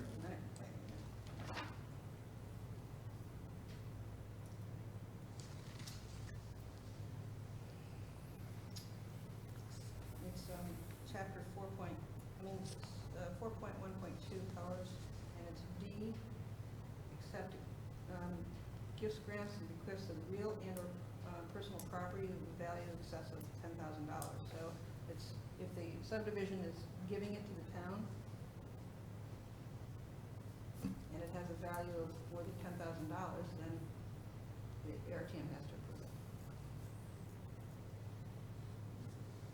Open spaces and Depending on roads the value, that are we'd not have to part find out of the the value, subdivision, that's. We'd so have what to find out happens- the value first. Right, but what happens to the subdivision is they'll say 10%. we're getting Well, rid we of can that. find out the value. if- Give to the town. And the town says, no, we don't want it. But I think you've got a good plan going here that we just don't want to screw it up.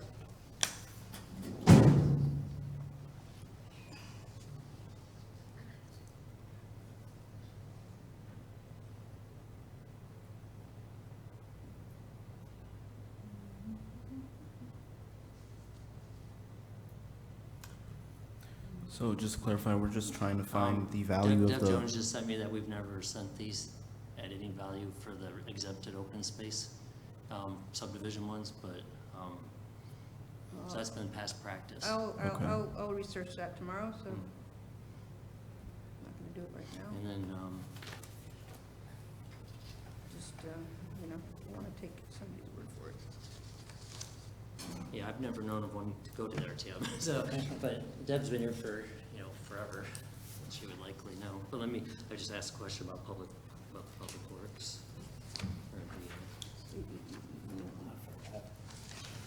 Well, 40 years, close to 40. No offense, Deb, she's probably watching. No, that's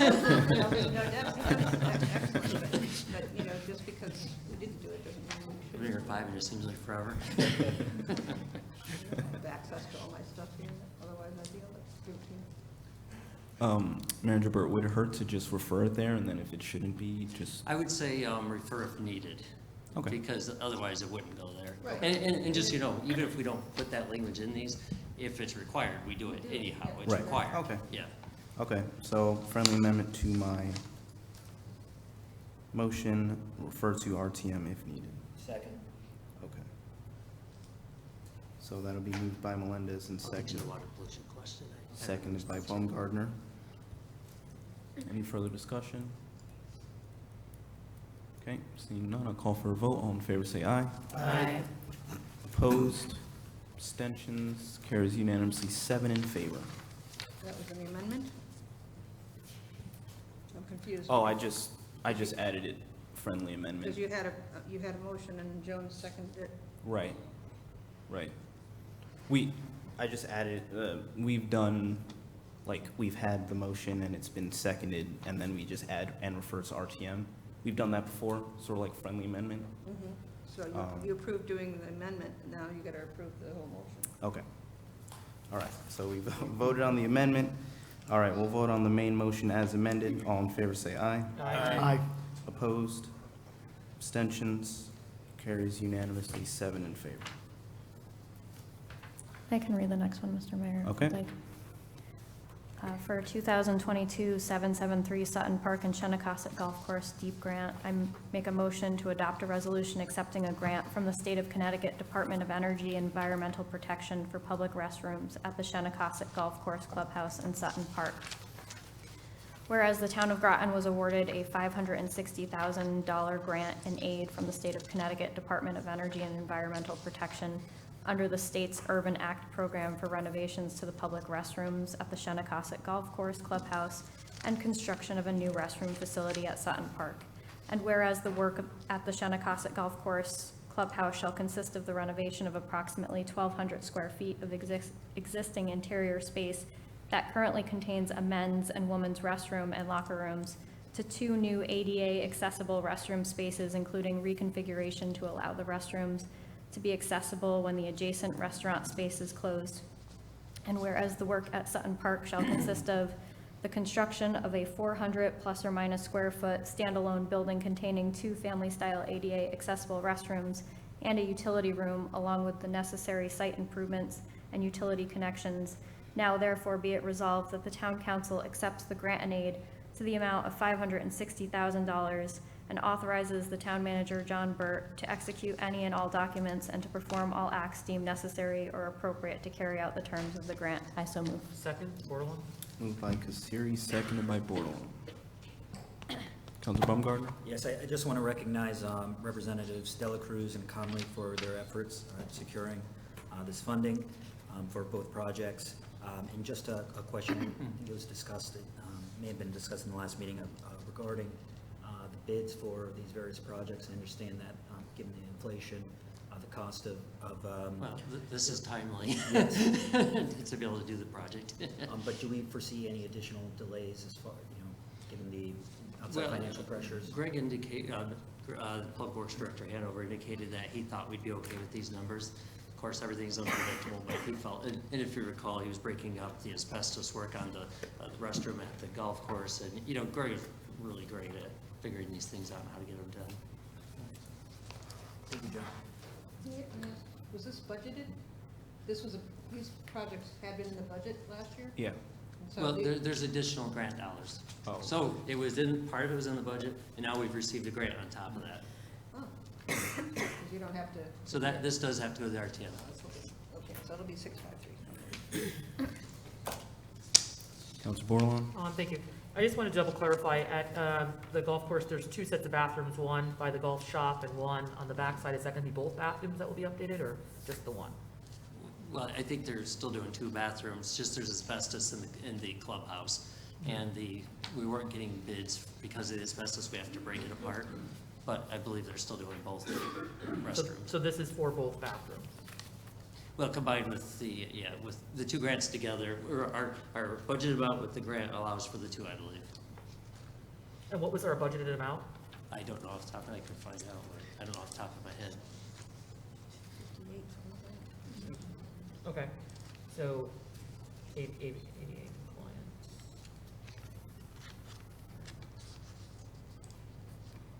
And if there is extra funding, can it be used for anything else at the golf course, or is it strictly going to be for the bathrooms? Well, I think we would use up the grant dollars first. Yep. And then, let's say it came in under somehow, we'd return the CIP dollars to be used for other things, our dollars. So Okay. we use up other people's money first. All right. So can you just make sure that's brought up at the budget time when we do CIPs as to what those numbers were and where we're at with that? Yeah, if we have it by then, it's actually not that far away. Yeah. Thank you. I'm not sure if we'll have it by then for sure. Thank you. All right. Seeing no further discussion, I'll call for a vote. All in favor, say aye. Aye. Opposed? Abstentions? Carries unanimously, 7 in favor. I'll move this motion, Mr. Mayor. Thank you. Resolution approving the reinstatement and revised job description for the Human Resources Administrator position. Whereas in December 2021, the Supervisor of Human Resources Administrator position became vacant due to a retirement and was reclassified to a Human Resources Coordinator position.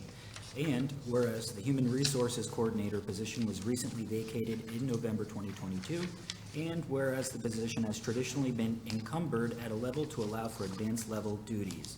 And whereas during the review of the overall structure of the Human Resources Department, it was determined that there was a need to reinstate an advanced level position to support labor and employee relations and update the Human Resources Administrator job description. Now therefore be it resolved that the Town Council hereby approves of the reinstatement and revised job description for the Human Resources Administrator position. Second. Moved by Baumgartner, seconded by Bordelon. Any discussion? Okay, seeing none, I'll call for a vote. All in favor, say aye. Aye. Opposed?